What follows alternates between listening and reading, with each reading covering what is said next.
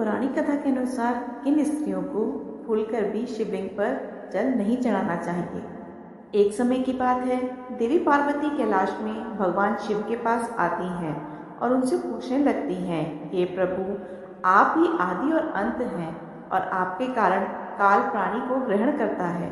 तो आज मैं आपके पास यह जानने के उद्देश्य से आई हूँ कि सावन मास में शिवलिंग पर जल चढ़ाने के नियम क्या हैं। कौन सी स्त्री इस सावन के पवित्र मास में शिवलिंग पर जल चढ़ा सकती है और कौन सी नहीं। इस विषय में मुझे ज्ञान दीजिए। साथ ही यह भी बताइए कि कौन सी स्त्री को सावन सोमवार व्रत का पालन नहीं करना चाहिए। इन प्रश्नों का उत्तर देकर मुझे तृप्त करें, मुझ पर कृपा करें और मेरे मन की आशंकाओं को दूर करें। तब मुस्कुराते हुए भगवान शिव कहते हैं, हे देवी पार्वती, आज आपने मानव कल्याण के उद्देश्य से उत्तम प्रश्न किया है। सावन में शिवलिंग को जल देने के कुछ महत्वपूर्ण नियम होते हैं। इन नियमों का पालन करते हुए ही शिवलिंग को जल देना चाहिए। यदि कोई व्यक्ति इन नियमों का पालन नहीं करता है तो उसे महापाप लगता है। हे देवी, मैं उस स्थान से रुष्ट होकर चला जाता हूँ जहाँ पर इन नियमों का पालन नहीं किया जाता है। आगे भगवान शिव कहते हैं, हे प्रिय, आज मैं उन 3 स्त्रियों के विषय में बताने वाला हूँ जिन्हें शिवलिंग को जल नहीं चढ़ाना चाहिए।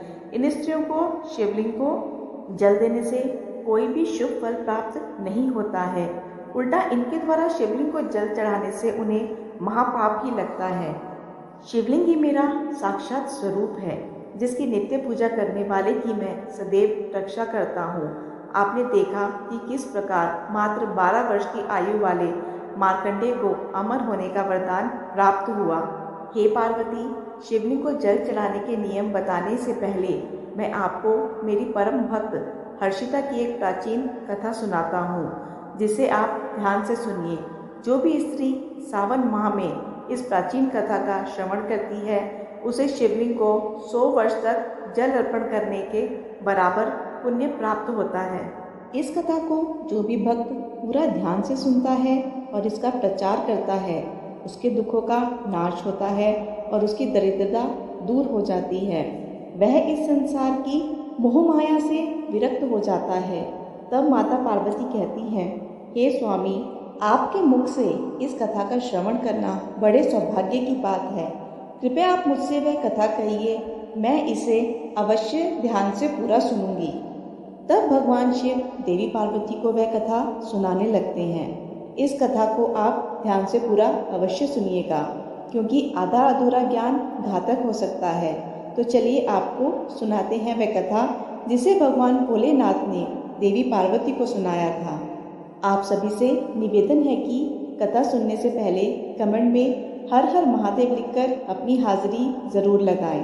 भगवान शिव कहते हैं, हे देवी पार्वती, पूर्व काल की बात है। अक्षयपुरी नगरी में आरव नाम का एक ब्राह्मण निवास करता था। आरव बहुत ही बुद्धिमान, रूपवान, गुणवान और सभी शास्त्रों में पारंगत था। उसने वेदों का भी अध्ययन किया था। उसी के नगर के पास एक और नगर था जिसमें गोपाल नाम का एक विद्वान ब्राह्मण रहता था। उसकी एक पुत्री थी जिसका नाम हर्षिता था। वह भगवान शिव की बड़ी सेवा भाव से भक्ति किया करती थी।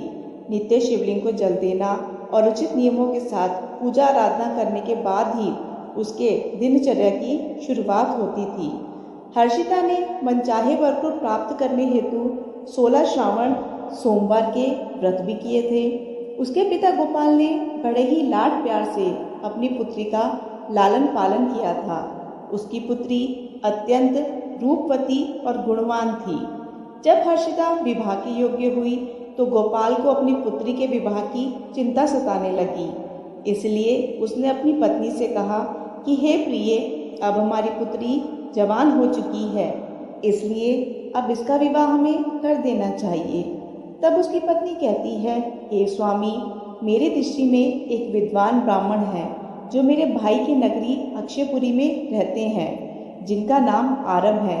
मैं तो कहती हूँ हमारी पुत्री का विवाह उन्हीं श्रेष्ठ ब्राह्मण के साथ करा दिया जाए। तब गोपाल कहता है, हे प्रिय, तुम ठीक कहती हो। मैंने भी आरव जी के विषय में बहुत सुना है, इसलिए अगर संभव होता है तो हम हमारी पुत्री का विवाह उन्हीं के साथ करेंगे। मैं कल ही उनके पास अपनी पुत्री के विवाह का प्रस्ताव लेकर जाता हूँ। फिर गोपाल अपनी पुत्री के विवाह का प्रस्ताव लेकर आरव के घर पर जाता है। उस समय आरव अपने घर में अपने माता पिता की सेवा कर रहा होता है। जब गोपाल आरव को अपने माता पिता की सेवा करते हुए देखता है तो वह बहुत खुश होता है और प्रसन्नतापूर्वक उसे निहारते हुए सोचता है कि यह ब्राह्मण पुत्र तो कितना महान है। यह तो बड़ी प्रसन्नता से अपने माता पिता की सेवा कर रहा है। जब गोपाल को आरव द्वार पर खड़ा देखता है तो उनका स्वागत करता है और कहता है, हे विप्रवर, पधारिए, आपका स्वागत है। कहिए मैं आपकी किस प्रकार से सहायता कर सकता हूँ। आरव का अतिथि सत्कार देखकर गोपाल बहुत प्रसन्न हो गए। वह देखता है कि आरव का घर अत्यंत पवित्र और शुद्ध होता है। उसके घर में पूरे विधि विधान के साथ शिवलिंग स्थापित किया हुआ है और उसकी नित्य पूजा करता है। इसी कारण गोपाल को विश्वास हो जाता है कि आरव ही उसकी पुत्री के लिए सर्वोत्तम वर है। तभी गोपाल आरव से कहता है, हे पुत्र, आज मैं आपके पास मेरी पुत्री के साथ आपके विवाह का प्रस्ताव लेकर आया हूँ। मेरी पुत्री के लिए आपके समान श्रेष्ठ वर कहीं और नहीं मिल सकता। तब आरव के माता पिता भी यह बात सुनकर प्रसन्न हो जाते हैं और आरव को विवाह के लिए मना लेते हैं। फिर आरव भी विवाह के लिए तैयार हो जाता है। समय के अनुसार विवाह का मुहूर्त तय किया जाता है और एक पवित्र स्थान पर आरव और हर्षिता का विवाह संपन्न किया जाता है। हर्षिता के सिंदूर और मनमोहक रूप को देखकर आरव भी बहुत प्रसन्न होता है। हर्षिता अत्यंत सुंदर, गुणवान और चरित्रवान स्त्री थी। विवाह के बाद जब हर्षिता आरव के घर पर जाती है तो वह भी अपने पति और सास ससुर की बड़ी सेवा करती है। अपनी मधुर वाणी और कार्यों से वह सभी के मन को जीत लेती है। हर्षिता के ससुराल वाले भी उसके कार्य से बहुत संतुष्ट और सदा ही प्रसन्न रहते हैं। हर्षिता नित्य अपने पति से पहले जाकर घर का आंगन साफ करती थी, फिर घर के अंदर साफ सफाई करके स्नान किया करती थी। स्नान करके वह पूजा घर में जाकर पूजा किया करती थी और नित्य रूप से शिवलिंग को जल देती थी तथा बिल्व पत्र अर्पण करती थी। दिन भर वह अपने अन्य सभी कार्यों को कर सभी परिवारजनों को प्रसन्न करती थी। फिर रात को वह पति के चरण दबाकर पति के सो जाने के बाद ही सोया करती थी। हर्षिता के अंदर एक पतिव्रता नारी के सभी लक्षण थे और वह अपने पति को ही परमेश्वर मानकर उसकी सेवा करती थी। हर्षिता ने कभी भी अपने पति के अलावा अन्य पुरुष के विषय में विचार नहीं किया। वह सत्य धर्म का पालन करने वाली और धर्म कार्य करने वाली पवित्र स्त्री थी। उसने कोई भी अशुभ कार्य नहीं किया। हर्षिता के ऐसे सात्विक और सरल स्वभाव को देखकर माँ लक्ष्मी भी उस पर बहुत प्रसन्न थी। माँ लक्ष्मी स्वयं चलकर उसके घर में आकर निवास करने लगी, जिससे हर्षिता के जीवन में सुख समृद्धि और भी अधिक बढ़ गई। आगे भगवान शिव कहते हैं, हे देवी पार्वती, धन की देवी लक्ष्मी उन्हीं स्त्रियों पर अपनी कृपा दृष्टि बनाए रखती है जो पतिव्रता होती हैं और जो सत्य धर्म का पालन करती हैं। हर्षिता के अंदर वह सभी लक्षण थे जो एक श्रेष्ठ पतिव्रता नारी के अंदर होने चाहिए। लेकिन आगे मैं तुम्हें बताऊंगा कि हर्षिता की एक भूल के कारण उसका पूरा परिवार दुखों के बादलों में डूब गया और इसके जीवन में केवल कलेश, अशांति और दुख ही आने लगे। हे देवी पार्वती, एक दिन की बात है जिसके अगली सुबह श्रावण मास आरंभ होने वाला था और संयोग से उस दिन अमावस्या भी थी। तब हर्षिता ने दोपहर के भोजन में सब्जी और चावल बनाई थी। उसने सब्जी में अधिक मात्रा में प्याज और अन्य सब्जियों में दही के साथ मिलाकर खाया और स्वाद को बढ़ाने हेतु सेंधा नमक का ही उपयोग किया था। तब हर्षिता और उसका पति संध्या पूर्व भोजन कर रात में सो गए, किंतु हर्षिता ने जो सब्जी बनाई थी वह बहुत स्वादिष्ट बनी और सभी के भोजन पश्चात उसमें से थोड़ी बच भी गई थी। जब अगली सुबह आरव और हर्षिता जल्दी सुबह उठे तो उन्हें रात की बनाई हुई सब्जी बहुत पसंद आई और उन दोनों ने उसे दूसरे दिन भी खा लिया। कहते हैं कि प्याज के अधिक सेवन करने से मनुष्य की कामुकता बढ़ जाती है। अब उन दोनों के साथ यही हुआ। हर्षिता का पति अत्यंत कामातुर होकर सुबह स्नान करने के पश्चात हर्षिता के पास आया और उसने हर्षिता के साथ शारीरिक संबंध स्थापित किए, जिससे हर्षिता का शरीर अपवित्र हो गया। लेकिन हर्षिता का मन भी काम के प्रभाव में ही था, इसलिए वह भी अपने नित्य नियम को भूल गई और उसने पति के साथ संबंध बनाने के बाद बिना स्नान किए ही शिवलिंग को स्पर्श किया और जल चढ़ा दिया, जिससे हर्षिता के शरीर में महामोह ने प्रवेश कर लिया। इस अपवित्र अवस्था को देख शिवजी अपने ही भक्त से रुष्ट होकर वहां से चले गए। तब से हर्षिता के शरीर में निवास कर रहे उस महामोह ने उसे सभी धार्मिक कार्यों से वंचित कर दिया और उसने अपने सभी श्रावण सोमवार व्रतों के पुण्य को नष्ट कर दिया। उन दोनों ने अनजाने में लहसुन प्याज का सेवन किया और सोमवार के व्रत के दौरान हर्षिता ने नमक का उपयोग अपने भोजन में किया, जिस कारण से उसका व्रत भी विफल हो गया। व्रतों को करने से मनुष्य को महापुण्य की प्राप्ति होती है, परंतु हर्षिता अपने अनजान दुष्कर्म से पाप की भागी बनती जा रही थी। महामोह के शरीर में वास होने के कारण हर्षिता की मति भ्रष्ट हो जाती है और इसका विपरीत प्रभाव हर्षिता के पति पर पड़ता है। वह भी सदा कामातुर होकर हर्षिता के साथ भोग विलास करने लगा। उसका मन सदैव ही काम वासना में लगा रहता था।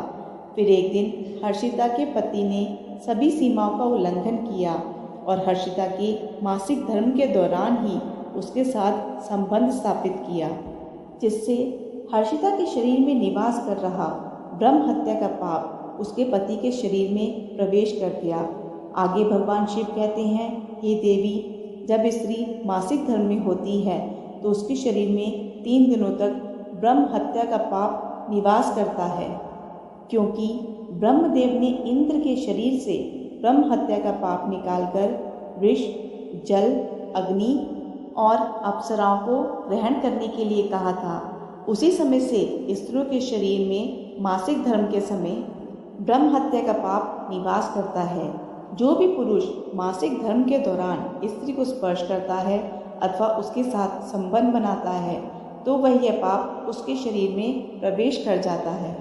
वहीं ब्रह्म हत्या का पाप हर्षिता के पति के शरीर के अंदर प्रवेश कर गया और वह जमीन पर गिर पड़ा और उसे तुरंत ही कुष्ठ रोग हो गया। उसके अंग अंग जलने लगे और उसके शरीर पर छाले पड़ गए। उसके पूरे शरीर से रक्त और पीप की बदबू आने लगी और वह दर्द से चीखने चिल्लाने लगा, हाय, यह मुझसे क्या अपराध हो गया।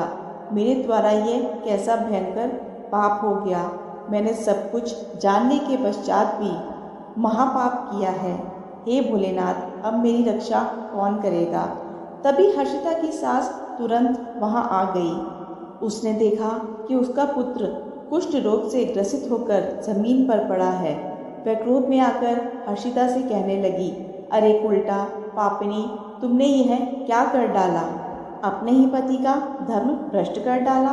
तूने उसके साथ मासिक पीड़ा में क्यों संबंध बनाया। अपने पति की ऐसी हालत देखकर हर्षिता बहुत घबरा गई और जोर जोर से रोने लगी और कहा, सासू माँ, मुझे क्षमा करो, मुझसे बहुत बड़ा अपराध हो गया है। काम के वशीभूत होकर मेरे द्वारा यह अपराध हो गया है। तब हर्षिता की सास ने कहा, हे पापिनी, तू इस घर से अभी चली जा। तुझ जैसी उल्टा स्त्री को इस घर में नहीं रहना चाहिए। तूने मेरे बेटे के जीवन को नरक बना दिया है और पता नहीं आगे और क्या करेगी। हर्षिता कहती है, सासू माँ, मैं कहाँ जाऊँगी। मेरे पति के अलावा मेरा कोई नहीं है। मैं उन्हें छोड़कर जीवित नहीं रह सकती।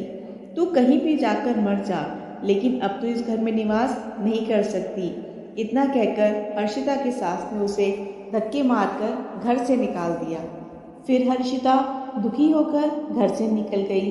उसे अपनी भूल का बड़ा पछतावा होने लगा।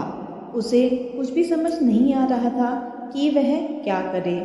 तब हर्षिता चलते चलते एक वन में जाती है। उसी वन में एक शिव मठ होता है। तब वह उस मठ पर सहायता मांगने के लिए जाती है तो वहाँ कोई नहीं होता है। हर्षिता उसी मठ पर जाकर बैठ जाती है और अपने दोष के विषय में सोचते हुए दुखी होने लगती है। फिर कुछ समय बाद वहाँ एक साधु आते हैं जो कि मठ के पुजारी होते हैं। जब वह साधु एक स्त्री को अपने मठ पर दुखी बैठा हुआ देखते हैं तो आश्चर्यचकित हो जाते हैं और पास जाकर उस स्त्री से पूछने लगते हैं, हे कल्याणी, तुम कौन हो और किस कारण से इस स्थान पर अकेले बैठी हो? तुम्हारे दुख का क्या कारण है? कोई गुप्त बात ना हो तो अवश्य बताओ, शायद मैं तुम्हारी कोई मदद कर सकूं। तब हर्षिता कहती है, हे मुनिवर, मेरा नाम हर्षिता है। मेरे द्वारा घोर पाप हो गया है। उसी कारण से मैं अपने परिवार से बिछड़कर इस स्थान पर आई हूँ। तब साधु कहते हैं, हे देवी, यह क्या कह रही हो?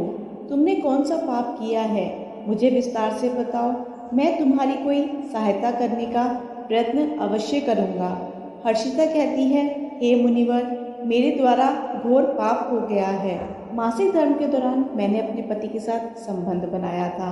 इसी कारण से मेरे पति कुष्ठ रोग से ग्रस्त हो गए हैं और दुख भोग रहे हैं। फिर साधु कहते हैं, बेटी, तुम चिंता मत करो। तुम्हारे द्वारा जो भी पाप हुआ है उसका प्रायश्चित करो। तुम्हें पाप से मुक्ति अवश्य मिल जाएगी। तुम इस मठ में रहकर भगवान शिव शंकर की पूजा करो, शिवलिंग को नित्य जल दो और बेलपत्र अर्पण करो, क्योंकि यही तो पूरे संसार के पिता हैं। जो भी इनकी शरण में आता है उसका उद्धार निश्चित ही होता है और तुम्हारा पति भी जल्दी ही ठीक हो जाएगा। फिर हर्षिता वहीं उस शिव मठ में रहकर भगवान शिव और शिवलिंग की नित्य पूजा करने लगती है।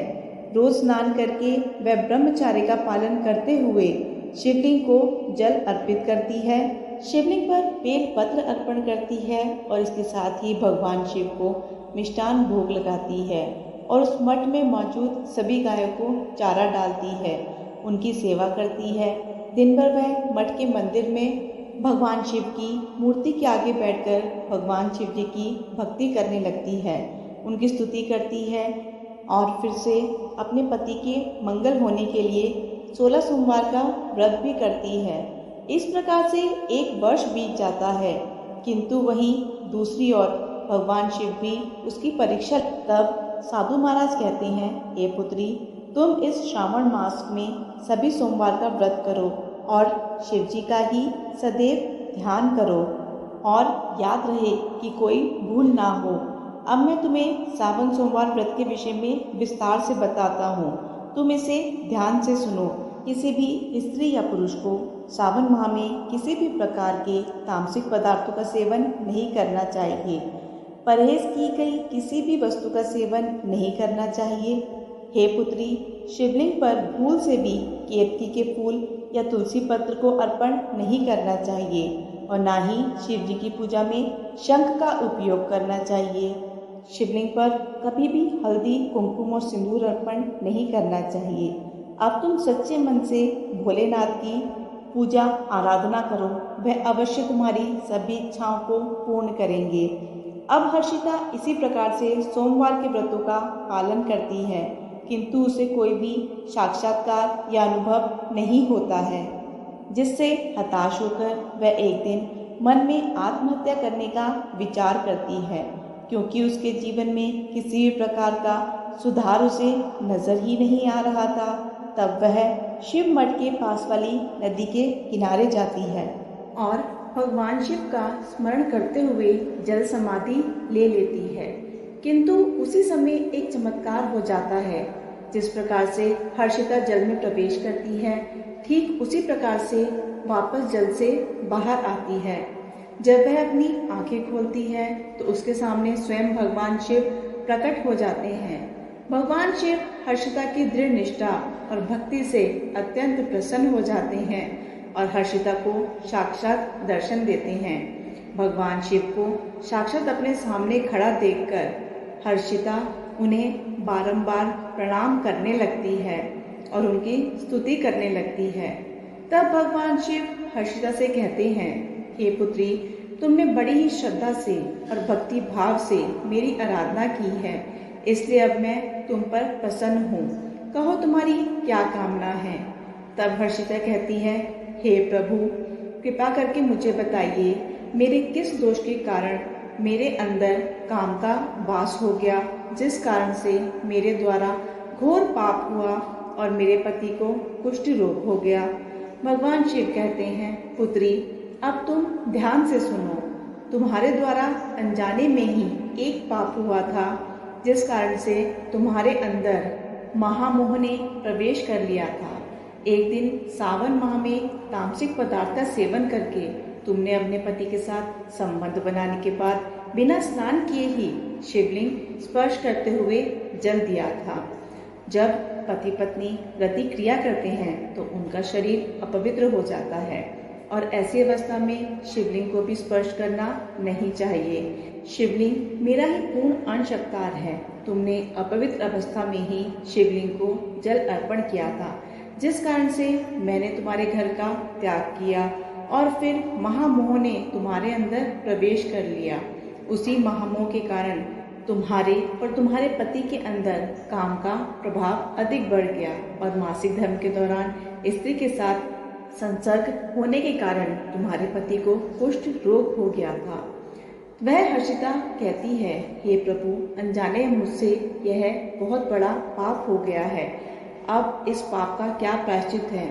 भगवान शिव कहते हैं, हर्षिता, इस पाप का प्रायश्चित तुमने 1 वर्ष तक ब्रह्मचर्य व्रत का पालन करके कर लिया है और 16 सोमवार का निरंतर व्रत भी किया, इसलिए अब तुम पापों से मुक्त हो।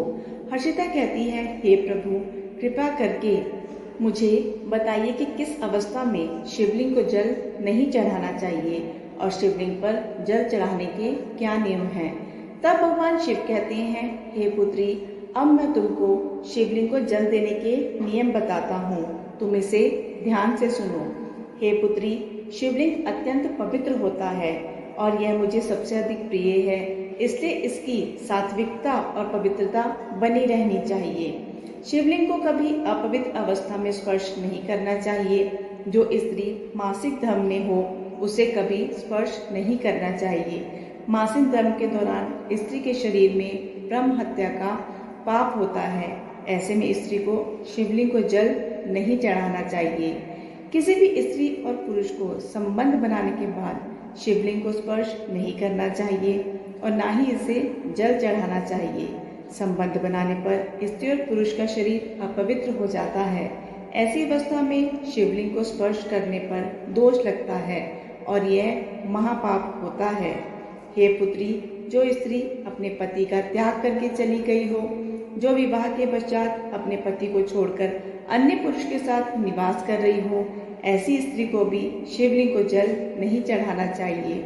शिवलिंग की पूजा करने का अधिकार केवल पतिव्रता या कुंवारी स्त्रियों को ही है। जो स्त्री आलसी, वैश्यावृत्ति की या अनेक पुरुषों के साथ संबंध बनाती है, उन्हें शिवलिंग को जल नहीं चढ़ाना चाहिए। आगे भगवान शिव कहते हैं, हे हर्षिता, मैंने तुम्हें शिवलिंग को जल देने के संबंध में महत्वपूर्ण नियम बताए हैं, अब तुम इसे ध्यान में रखो। तब हर्षिता कहती है, हे प्रभु, मेरे पति कुष्ठ रोग से पीड़ित हैं, कृपा करके मेरे पति को रोग से मुक्त कीजिए। तब शिव जी कहते हैं, हे पुत्री, तुमने इस शिवलिंग की 1 वर्ष तक पूजा की है और नित्य बेलपत्र अर्पण किए हैं। वृक्षों में बेलपत्र मुझे सबसे प्रिय है। शिवलिंग पर तुमने जो बेलपत्र अर्पण किए थे, तुम उनके पत्ते ले जाकर अपने पति को गुप्त रूप से खिला दो। तत्पश्चात वह रोग और पापों से मुक्त हो जाएगा। इतना कहकर भगवान शिव अंतर्ध्यान हो जाते हैं। यह सुनकर हर्षिता बहुत प्रसन्न हो जाती है और भगवान शिव को बारंबार प्रणाम करके धन्यवाद देती है। फिर हर्षिता उस शिवलिंग पर अर्पित बेलपत्र के कुछ पत्ते उठाकर घर पर जाती है और अपने कोढ़ी पति को खिला देती है। शिवलिंग के पत्ते खाते ही उसका पति एकदम से स्वस्थ हो जाता है और हर्षिता को गले से लगा लेता है। हर्षिता की सास भी जब यह चमत्कार देखती है तो वह बड़ी प्रसन्न हो जाती है और फिर वह सभी प्रसन्नता से रहने लगते हैं। प्रिय श्रोताओं, भगवान शिव कहते हैं, हे देवी पार्वती, इसलिए इन अवस्थाओं में स्त्रियों को शिवलिंग को जल नहीं चढ़ाना चाहिए और ना ही शिवलिंग को स्पर्श करना चाहिए, अन्यथा इसके अशुभ परिणाम भोगने पड़ सकते हैं, जैसा हर्षता के साथ हुआ। प्रिय श्रोताओं, अब हम जानते हैं कि शिवलिंग से जुड़े कुछ महत्वपूर्ण नियम क्या हैं।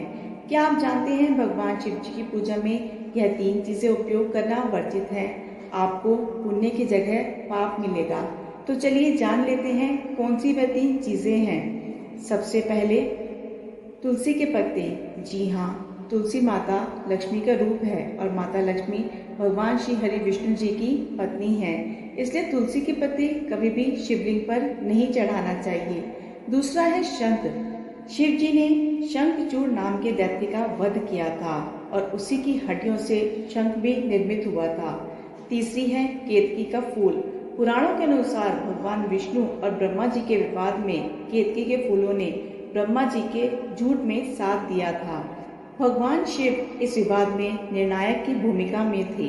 शिव जी ने केतकी के झूठ पकड़ लिया और उसे श्राप दिया कि उसका उपयोग उनकी पूजा में नहीं किया जाएगा। भगवान शिव जी पीले और सफेद कनेर के फूल पसंद करते हैं। आप उन्हें जरूर अर्पित करें। धतूरे के फल और फूल भी अर्पित कर सकते हैं। साथ ही दूध और चंदन के लेप चढ़ाना भी शुभ माना जाता है। पुराणों में शिवलिंग को ही ब्रह्मांड का केंद्र माना गया है। इस केंद्र से समस्त ब्रह्मांड को ऊर्जा प्राप्त होती है। शिवलिंग से ही इस ब्रह्मांड की उत्पत्ति हुई है, इसलिए शिवलिंग को ऊर्जा का केंद्र माना गया है। इसके पास कोई भी ऐसी वस्तु नहीं रखनी चाहिए जिससे शिवलिंग से निकलने वाली ऊर्जा नकारात्मकता में परिवर्तित ना हो। वास्तुशास्त्र के अनुसार यदि ऐसी वस्तुएं शिवलिंग के पास रखी जाती हैं तो घर का वातावरण भी नकारात्मक हो जाता है, जैसे कि एक साथ 2 शिवलिंग, तुलसी का पौधा, कांसे के बर्तन। नंदी को भी पास नहीं रखना चाहिए। नंदी को थोड़ा दूर करके ही रखना चाहिए। पूजा स्थल पर या उनके आसपास अशुद्ध, अपवित्र और अशुभ समझी जाने वाली वस्तुएं भूलकर भी नहीं रखनी चाहिए, जैसे चमड़े की वस्तुएं, मृत व्यक्ति का अस्थि या कलश, हड्डियां, मांसाहार आदि। मंदिर उनके आसपास शुद्धता और सात्विकता करनी चाहिए। जो मनुष्य शिव जी को जल देते समय 1,00,000 बार मृत्युंजय मंत्र का जाप करता है, उसके शरीर के सभी रोग नष्ट हो जाते हैं और उसका शरीर शुद्ध हो जाता है। जो 2,00,000 बार मृत्युंजय मंत्र का जाप करता है, उसे अपनी पूर्व जन्म की बातों का स्मरण होने लगता है और जो मनुष्य 3,00,000 बार मृत्युंजय मंत्र का जाप करता है, उसे काम्य वस्तुओं की प्राप्ति होती है, अर्थात वह जिन वस्तु की कामना करता है वह उसे प्राप्त हो जाती हैं। तो प्रिय श्रोताओं, आपको यह कथा कैसी लगी कमेंट करके अवश्य बताइए। जानकारी अच्छी लगी हो तो वीडियो को लाइक जरूर करें और कमेंट में हर हर महादेव अवश्य लिखें। साथ ही चैनल को सब्सक्राइब जरूर करें। ऐसी ही रोचक धार्मिक कथाओं के लिए हमारे साथ बने रहिए।